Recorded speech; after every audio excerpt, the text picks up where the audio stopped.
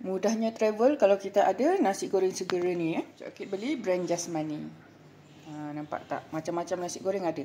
Nasi goreng cili padi, nasi goreng ayam, nasi goreng kampung, nasi goreng tom yum, nasi goreng cili padi. Yang bestnya bila kita beli 5 pack nasi goreng, tak kisahlah apa-apa jenis nasi goreng, kita akan dapat 1 pack free gift. Nasi goreng ni yang bestnya dia guna beras basmati beras panjang tu. Tapi harga 1 pack ni sangat murah. Sangat murah. Berbanding kita beli dekat luar tu, dia guna beras biasa tapi dia lebih mahal. Tapi kalau Jasmani ni beras basmati beras panjang. 1 pack ni sangat murah. Cara kita nak makan nasi goreng ni pun senang je. Dia ada 3 cara kita nak panaskan dia. Yang pertama, kita guna microwave.